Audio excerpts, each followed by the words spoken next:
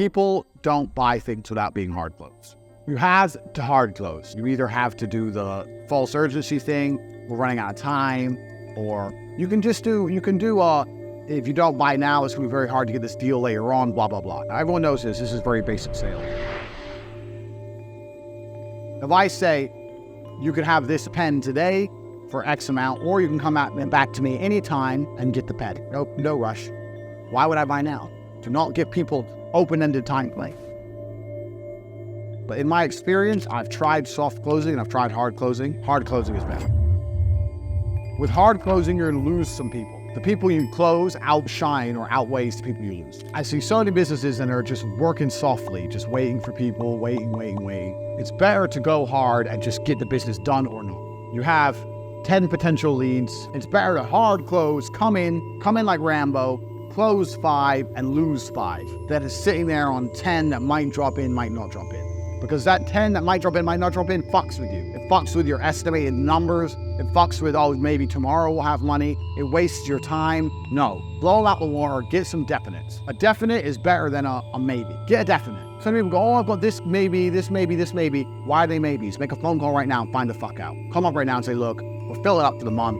We're really getting really full. I want to do business with you. I think we can do some fantastic business. I understand you may not be ready to move ahead right now, but if you can move ahead right now, because it's the last place I have available for the month, I'm prepared to give you X amount % discount. Yes or no? Oh, no, I can't. Okay, no problem. We'll speak in a few weeks. Bang, fuck them off. Bang, next.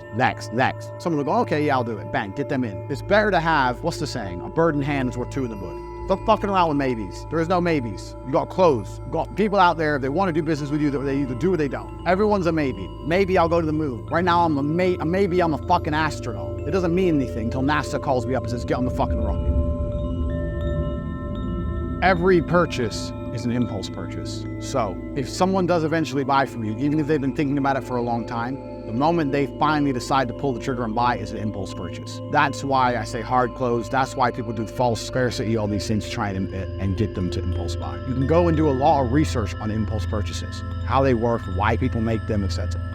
Everybody, after they purchase, the time between the money leaving the bank and them receiving the product, even if it's a few milliseconds, is going to have that little bit of, it's a lot of money I just spent. Every single purchase is an impulse purchase. Remember that. Keep it in mind. I've had a lot of people say to me, oh, you're selling impulse purchases. I don't. Mine's a considered purchase. No, it's an impulse purchase. A house is an impulse purchase. A supercar is an impulse purchase. At the point of buying, it's an impulse purchase. No matter how long they consider it for, when they finally click send, it's an impulse purchase. So all the tactics and tricks I'm teaching you to get people to impulsively buy, work on every single kind of sale, because every single kind of sale is an impulse purchase.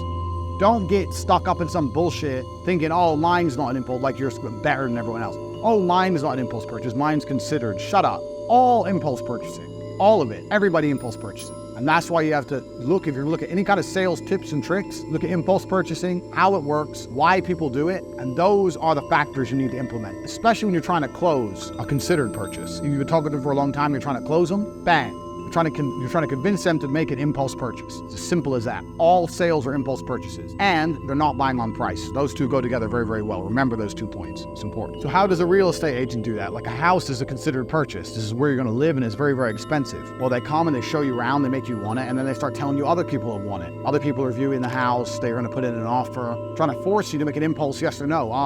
Okay, we'll take it. They understand. Everyone understands. It's always an impulse purchase. You have to put something there to make people buy, make them do it, or they're simply not going to do it. Do not give people open-ended time frames. If I say, you could have this pen today for X amount, or you can come out and back to me anytime and get the pen. No rush. Why would I buy now? I'll live without the pen for a while until I really need the pen. I'm not going to need the pen unless you convince me of the needs. So I'm never going to buy the pen. Everything's an impulse purchase. You have to convince them on needs, and you have to hard close it. It's just something, just understand the nature of how people sell, how people buy.